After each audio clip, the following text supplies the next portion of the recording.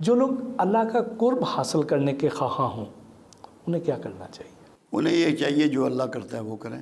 اللہ کیا کرتا ہے؟ اللہ چپ رہتا ہے، خاموش رہیں۔ اللہ سب کی سنتا ہے، سب کی سنیں۔ اللہ سب کو دیتا ہے، سب کو دیں۔ اللہ سب سے بڑا خادم اللہ ہے، پوری مخلوق کی خدمت میں لگا ہوا ہے۔ مخلوق کی خدمت میں اللہ کی سنت میں لگ جائیں، اللہ کی سنتوں پہ چلیں، صبغت اللہ ہو جائے۔ کملی والے سے اللہ محبت کرتا ہے، کملی والے سے محبت شروع کر دیں، صبغت اللہ ہوگا۔ اللہ انعام یافتہ لوگوں سے محبت کرتا ہے، ان سے محبت شروع کر دیں، صبغت اللہ ہو گئے، اللہ کے رنگ میں رنگیں گے۔ کوئی مشکل نہیں ہے اللہ کو پانا۔ انعام یافتہ لوگ کون ہیں؟ جن کی کمریں رات کو بستروں سے الگ رہتی ہیں، جن کے پیٹ فاقے سے پیچھے لگ جاتے ہیں، جن کی زبان اور ہاتھ سے کسی کو دکھ نہیں پہنچتا، جو اپنے حصے کا کھانا دوسرے کو کھلا دیتے ہیں۔ یہ جو روحانیت ہے کیا یہ سیکھی جا سکتی ہے یا یہ عطا ہوتی ہے؟ آپ مجھے یہ بتائیے پہلے نمبر پہ، کوئی پیغمبر ایسا ہے جس کو ٹریننگ دی ہو اللہ نے، یا از خود پیغمبر بنایا، عطا کیا؟ عطا کیا۔ جیسے پیغمبر عطا کیے جاتے ہیں ایسے جو ولی ہیں ان کو بھی عطا ہی ہوتی ہے۔ گزارتا ہے پھر اللہ انہیں پروسیس سے، تاکہ دنیا کے سامنے ان سے مجاہدات کراتا ہے، عبادات کراتا ہے، صدقات کراتا ہے، جہاد کراتا ہے، خدمت کراتا ہے، مگر عطا پہلے کرتا ہے۔ پہلے عطا ہے، پھر ٹریننگ ہے، پہلے چن لیا اور اس کے بعد ٹریننگ میں ڈالا۔ اب یہ فوج میں جو بچے بھرتی ہوتے ہیں پہلے چنے جاتے ہیں نا، تو تب قبول جاتے ہیں نا، ٹریننگ بعد میں ہوتی ہے۔ اس کا تعلق امارت سے یا غربت سے تو نہیں ہوتا ہے؟ کسی چیز سے بھی کسی چیز سے۔ مالک کی مرضی ہے، وہ تو خالق ہے، مالک ہے، جو مرضی کرے۔ عطا کا بڑے بڑے بادشاہوں کو، ابراہیم بن ادم بلخی، رات کو انہیں محسوس ہوا کہ کچھ چھت پہ چل رہا ہے، محل کی بادشاہ تھے، بھائی کون ہے اوپر؟ اس نے کہا میرا اونٹ گم ہو گیا تو میں تلاش کر رہا ہوں۔ انہوں نے کہا پاگل ہے تو، محل کی چھتوں پہ بھی اونٹ ہوتے ہیں۔ انہوں نے کہا پاگل ہے تو کہ بادشاہت میں بھی فقیری ہوتی ہے، تو تبھی بادشاہت چھوڑ دی۔ بادشاہت میں مشکل ہے فقیری، کچھ ہوئے ہیں۔ اللہ کے رسول بھی تو بادشاہ تھے، حاکم تھے، اور تمام اصحاب رسول حاکم تھے، مگر سارے ولایت پہ فائز تھے۔ ولایت کا سلسلہ جو ہے یہ مولا علی تک جاتا ہے جی؟ نہیں یہ نہیں، یہ سب تک جاتا ہے، سب تک جاتا ہے۔ یہ صرف مولا علی تک محدود نہیں ہے، سب جتنے عظیم لوگ ہیں یہ سب ولی ہیں۔ علی کی ٹیچنگ جو ہے نا، اور جو وزڈم ہے وہ اتنا بلند ہے کہ کوئی اس کو اپروچ نہیں کر سکتا، اور جہاں تک کہ کیونکہ میرے پہ ان کی بڑی نگاہ کرم ہے۔ جو وزڈم علی کو حاصل ہے نا، that is very much rare. اللہ نے بڑا نوازا ہے علی کو۔ تمام اصحاب رسول ہمارے سر کا تاج ہیں، ہمارا سب کو سلام ہے، ہم سب کے نوکر ہیں، خادم ہیں، مگر جو روحانی معاملہ علی کے ساتھ ہے، روحانیت میں وہی چیمپئن ہے۔ کرامت کے بارے میں وضاحت فرمائیں، کیا کرامات واقعی حقیقت میں ہوتی ہیں یا یہ جو ہمارے خوش بیان مقررین ہیں ان کی تقریروں میں پائی جاتی ہیں؟ ہمارے ہاں تو کم سے کم 15 سے 20 ہوتی ہیں روز، آپ خود دیکھ لیں گے، ابھی جب مرضی آ کے بیٹھ جائیں دیکھیں ہوتی ہیں کہ نہیں ہوتی۔ کرامت کیا چیز ہے؟ دیکھو میں ایسے کسی کے گھٹنے پہ ہاتھ رکھتا ہوں اور میں اللہ سے کہتا ہوں پروردگار اسے شفا دے دے، اللہ اسے شفا دے دیتا ہے، وہ یہ سمجھے گا اس کی کرامت ہے۔ میری کوئی کرامت نہیں ہے، میرے اللہ کا کرم ہے، اصل چیز کرم ہے مالک کا، کرامت نہیں ہے۔ کیوں؟ شفا کا کون اسی کے پاس ہے، چاہے مسائل جسمانی ہوں، روحانی ہوں، نفسیاتی ہوں، مذہبی ہوں، دینی ہوں، معاشرتی ہوں، معاشی ہوں۔ کرامت اس لیے ہوتی ہے کہ لوگوں کو ٹرسٹ ہو جائے کہ یہ میرا بندہ ہے، جو یہ بات کرے گا ٹھیک کرے گا۔ یہ دعوت دین کا طریقہ ہے۔ جیسے پیغمبروں کو معجزہ عطا ہوتا ہے نا، معجزہ پیغمبر کا فعل نہیں ہوتا، معجزہ اللہ کا فعل ہوتا ہے۔ اپنی مرضی سے معجزہ نہیں دکھا سکتا پیغمبر، اسی طرح ولی بھی اپنی مرضی سے کرامت نہیں دکھا سکتا، وہ بن جاتی ہے کرامت۔ اللہ پاک ان کی لاج رکھ لیتے، لاج رکھتا ہے، بس یہی بات ہے۔ کچھ لوگ ہمیں اکثر سوشل میڈیا پر ہمیں نظر آتا ہے کہ وہ وظائف بتا رہے ہوتے ہیں کھلے کہ آپ یہ پڑھیں، تو کیا وظائف کے لیے کسی کی اجازت ضروری ہوتی ہے یا اس طرح کوئی بھی بتائے اور اس پر عمل کرنے کا فائدہ ہوتا ہے؟ دیکھیں جی، ایک بات تو پہلی یہ ہے، اللہ نے جب قرآن میں دو باتیں کہی، ایک تو یہ کہا کہ مجھے میرے خوبصورت ناموں سے یاد کرو، تو کہیں مینشن نہیں کیا کہ اجازت لو کسی کی۔ ایک جگہ یہ کہا کہ تمہارے دلوں کو اطمینان ہو ہی نہیں سکتا میرے ذکر کے بغیر، وہاں بھی اجازت کا ذکر نہیں۔ اجازت تو یہ ہم لوگوں نے گھڑی تاکہ ہمارے پاس آئے گا، اجازت لے گا، کچھ نہ کوئی مال لے کے آئے گا، یا کوئی دے کے جائے گا، تو یہ اجازت تو ہے وہاں سے۔ اس میں صرف ایک ٹیکنیکل بعض اوقات ایشو آ جاتے ہیں جس کے لیے اجازت کی شاید ضرورت پیش آتی ہے۔ میں لاہور میں تقریر کر رہا تھا، میری پہلی کتاب کا پہلا لیکچر تھا اللہ الصمد۔ ایک ڈاکٹر صاحب تھے، انہوں نے پی ایچ ڈی کیا ہوا تھا ہسٹری میں، انہوں نے یہ سوال مجھ سے کیا۔ میں نے ڈاکٹر صاحب سے پوچھا، میں نے کہا آپ کیا ذکر کرتے ہیں؟ کہتے ہیں اللہ ہو کا۔ میں نے کہا گول کیا ہے؟ کہ بیٹیوں کی شادی ہو جائے۔ میں نے کہا اشفاق صاحب، ہو کہتے ہیں ویرانے کو، اللہ ہوت، مقام ہوت، جہاں کوئی روح نہیں پہنچ سکتی، کوئی مخلوق نہیں پہنچ سکتی، صرف رسول اللہ گئے ہیں، جبرائیل بھی وہاں نہیں جا سکتے۔ تو میں نے کہا ویرانہ مانگ رہے ہو اور بچیوں کی شادی مانگ رہے ہو؟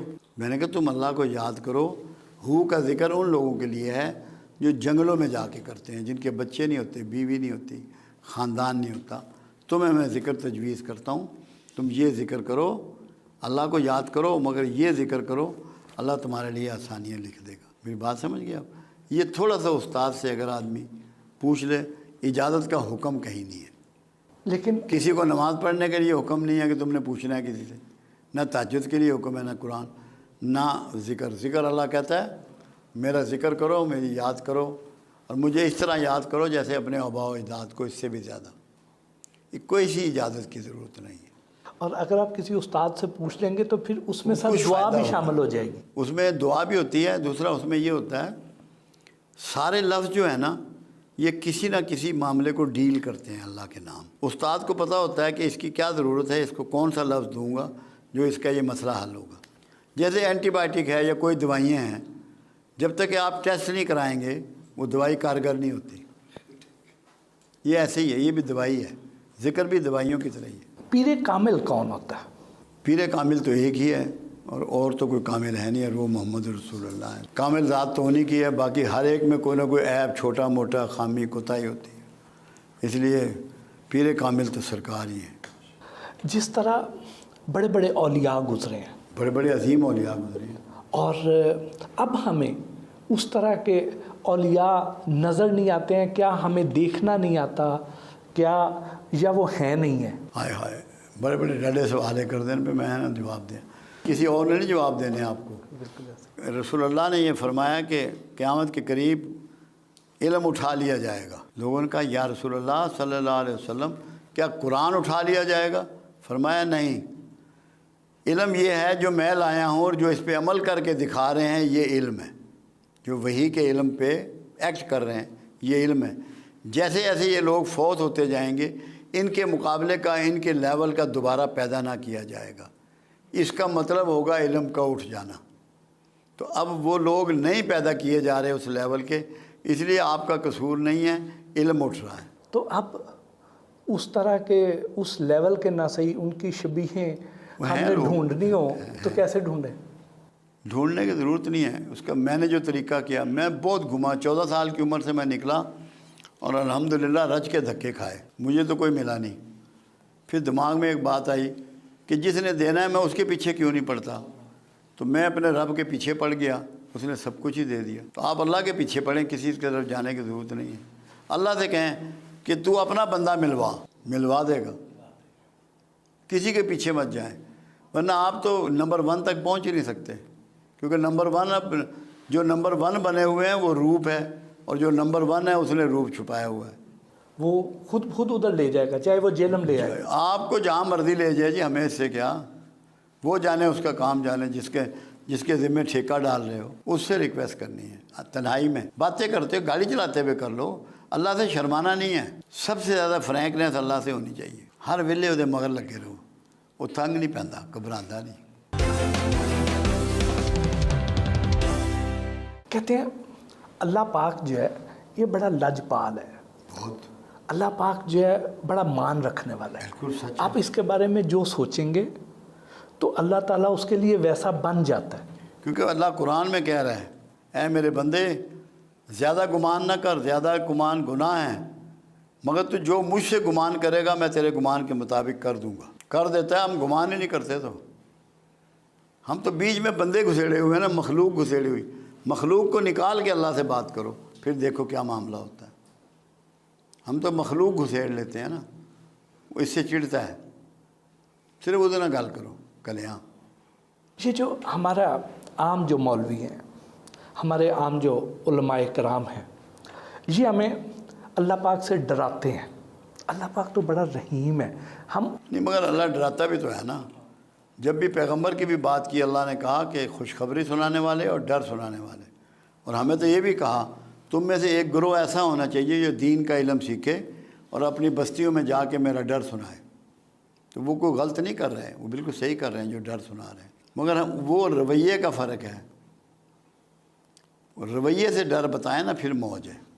یہ جو کالا علم اور جادو ہے، یہ تو ساری عمر سے ہوتا چلا آ رہا ہے، آپ پہ بھی ٹرائی کی گئی، ہوا نہیں، ٹرائی کی۔ جادو تو بنو اسرائیل کا کھیل تھا، کیونکہ موسیٰ علیہ السلام کو اسی لیے جادو کا توڑ کے معجزہ عطا کیا گیا۔ بنو اسرائیل میں تو آج بھی بہت جادو ہے، اور پتہ نہیں آپ کے حکمرانوں پہ نہ کیا ہوا ہو، آپ کے بڑے لوگوں پہ نہ کیا ہوا ہو۔ یہودی تو بہت جادو کا ماسٹر ہے، چلتا ہے یہ تو ہم ہر زمانے میں رہا ہے، اب بھی ہے۔ یہاں پہ عیسائی بھی کرتے ہیں، کچھ اپنے آپ کو سو کال مسلمان کہتے ہیں مگر ان کاموں میں پڑے ہوئے، گناہ ہے سارا۔ ایک جملہ لوگ کہتے تھے وہ بڑا غلط ہے کہ جادو برحق ہے، وہ میں نے کہا بھائی جادو باطل ہے، برحق نہیں ہے۔ کیوں؟ اگر رسول اللہ پہ اٹیمپٹ ہوئی ہے تو وہ تاکہ امت کے لیے ایک مثال بنانی تھی، ایک راستہ بتانا تھا کہ یہ اس کا توڑ ہے، یہ اس میں ہو سکتا ہے۔ یہ رسول تو حق ہے، حق پہ تو باطل غالب ہی نہیں آ سکتا۔ کملی والے پہ کیسے کر سکتا ہے کوئی؟ کسی کا باپ بھی نہیں کر سکتا۔ رزق میں، کاروبار میں، عمر میں برکت کا بھی کوئی وظیفہ ہے؟ یہ اس کا جو راستہ ہے وہ تو صدقہ ہے، کہ جو صدقہ دے گا اور اللہ سے کثرت سے توبہ کرے گا اس میں اس سب میں اضافہ ہو جائے گا۔ اس کے لیے جو طریقہ کملی والے نے بتایا وہ ہے صلہ رحمی کا، کہ جو تمہارے بہن بھائی ہیں ان کے ساتھ اچھا سلوک کرو، انہیں کھانے کھلاؤ، انہیں گفٹ دو، تو تمہارے رزق میں اضافہ ہو جائے گا، عزت میں اضافہ ہو جائے گا۔ صوفی ازم سے دھمال کا اور رقص کا کیا تعلق ہے جی؟ میں نے 1456 سالوں میں واحد آدمی ہوں جس نے دھمال کو ایکسپلین کیا ہے، اور اس طرح کیا ہے کہ اس سے پہلے کسی نے نہیں کیا۔ کیونکہ وجہ یہ ہے، اسلام میں سجدے کا سسٹم موجود ہے۔ سجدہ کبر کو توڑنے کا انسٹرومنٹ ہے، راستہ ہے کہ آپ وہ جگہ زمین پہ رگڑ رہے ہیں، جھکا رہے ہیں جس میں آپ کی تذلیل ہو رہی ہے، جس میں آپ کی تذلیل ہوتی ہے نا، اپنی تذلیل کرنی ہے نا مالک کے حضور۔ مگر جس نے سب سے زیادہ سجدے کیے اسی نے سب سے زیادہ کبر کیا، وہ عزازیل ہے جی۔ بالکل اس کا مطلب یہ ہے کہ سجدہ اس کے کبر کو نہ توڑ سکا۔ صوفیوں نے جب اس پہ غور کیا تو انہوں نے دھمال کا روٹ نکالا کہ ایسے نچاؤ اس کو جیسے بندر کو نچاتے ہیں، تاکہ اس کی تذلیل میکسیمم ہو جائے معاشرے میں، کہ اس کا کبر ٹوٹ جائے۔ کبر ٹوٹ گیا تو شرک سے ختم ہو جاتا ہے۔ کبر تو شرک پیدا توحید خالص تبھی ہوگی جب میں مر جائے گی۔ تو میں مارنے کے لیے اس کو دھمال میں ڈالا گیا، اور دھمال کا میں نے سمجھایا کہ دھمال ایڑیوں پہ ہوتا ہے، پنجوں پہ نہیں، پنجوں پہ بھانگڑا ہوتا ہے، بھانگڑا خوشی کا ڈانس ہے۔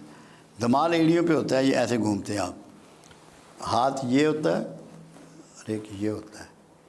اے اللہ ادھر سے دے تاکہ میں تیری مخلوق میں بانٹ سکوں۔ عنایات مانگی جا رہی ہیں۔ دھمال کی برکت یہ ہے، میں نے پنجابی میں تھا یہ میرا لیکچر، کہ اڈی ماریاں زمزم لبدا ہے۔ اسماعیل کی جب ایڑی لگی تو زمزم نکلا۔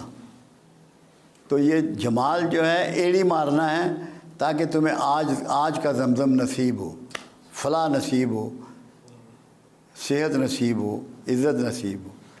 تو یہ پڑھیے گا اس کو آپ۔